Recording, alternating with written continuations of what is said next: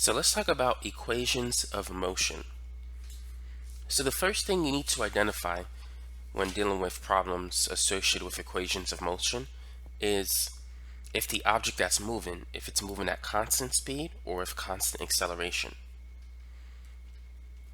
So let's start with constant speed.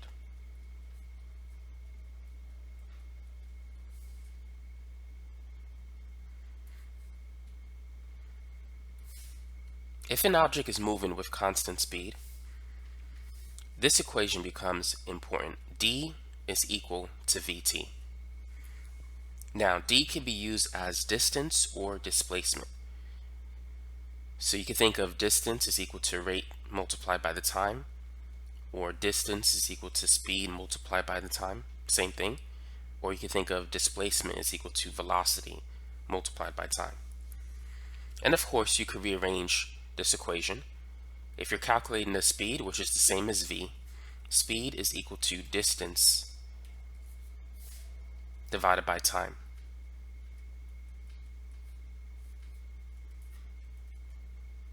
Velocity, on the other hand, velocity is equal to the displacement over time. Now remember, velocity is a vector.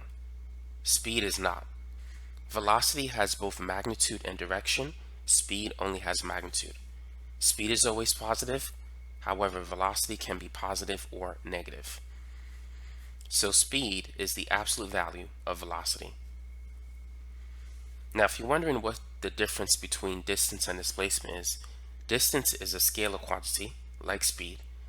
Displacement is a vector quantity, like velocity. So let's say if a person travels 8 meters east and 3 meters west, the total distance that this person travels is 11 meters. Distance is always positive. Now, the displacement, however, is different. During the first part of the trip, the displacement is positive because he's traveling east towards the positive x-axis. But during the second part, he's traveling west, and that's negative. So to calculate the displacement, you would add these two, positive 8 plus negative 3. So it's positive 5 meters. If you look at the difference between the initial position and the final position, you would also get 5. So that's displacement. Displacement is the change in position.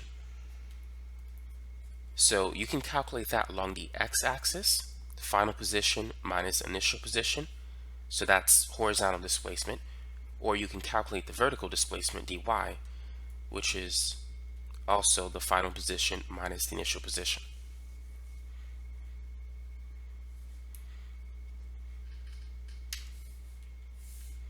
Now, going back to velocity, if you want to calculate the velocity in the x direction, you need to take the horizontal displacement, which is the final position minus the initial position, and then divide it by the time. If you want to calculate the vertical velocity in the y direction, you need to take the final position minus the initial position in the y direction divided by t. So pay attention to the direction in which you're calculating velocity. Is it in the x direction or in the y direction? Now let's move on to the formulas you need to know when dealing with constant acceleration.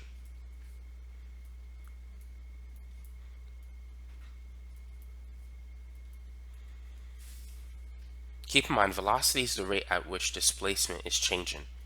Acceleration is the rate at which velocity is changing. So as we saw, velocity was displacement over time. Acceleration is the change in velocity over time. So acceleration is delta v over delta t. Particularly, this is average acceleration. So it's v final minus v initial divided by t. Now, if you were to rearrange this equation, if you multiplied a by t and then added v initial, you would get v final. You would get v final is equal to V initial plus AT. By the way, for those of you who want example problems on how to use these formulas, check out the links in the description section below. I'm going to post some videos like on kinematics, projectile motion, free fall problems, and in order to solve these problems, you need to use these formulas, so it'll give you the practice that you need. The next formula you want to be familiar with is this one. V final squared is equal to V initial squared plus 2AD. Also, pay attention to the units. Velocity is typically in units of meters per second, feet per second, miles per hour, so forth. Acceleration is like meters per second squared, feet per second squared, and things like that. It could be kilometers per square hour. It's unit length over time squared. Now, recall that for constant velocity, we had this equation, d is equal to vt. For constant acceleration, it's very similar, but because we have acceleration, the velocity is changing. So you need to use the average velocity. Whenever you want to find the average of two numbers, you need to add up the two numbers and divide by 2. So dividing by 2 is the same as multiplying by a half, and then we're going to add the initial and final velocity values in this time interval. So that's the next equation you need to calculate displacement. It's the initial velocity plus the final velocity divided by 2 multiplied by t. But it comes from this equation. It's just that we're using average velocity instead.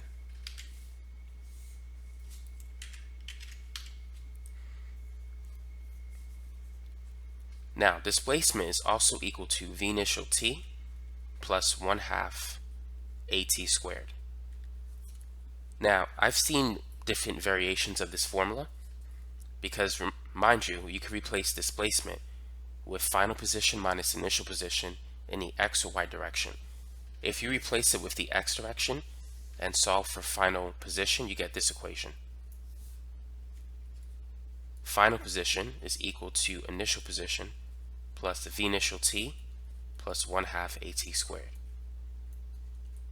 In this case, the initial velocity and the acceleration, they're all in the x direction. Now, you can apply the same formula in the y direction, and it's going to look like this. This case, V initial is in the y direction, and the acceleration is in the y direction. This is important for free fall problems and projectile motion problems.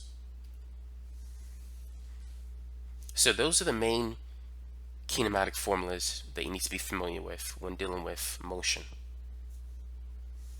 Now, for those of you who might be taking calculus, here's some other things you want to know. S represents position.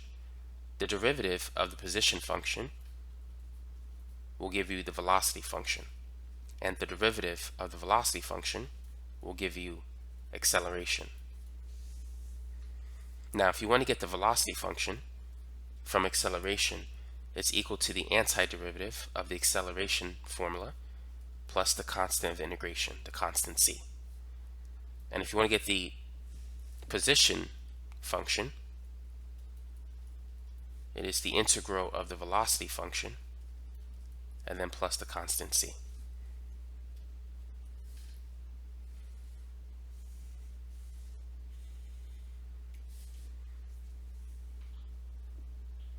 So that's basically it for this video.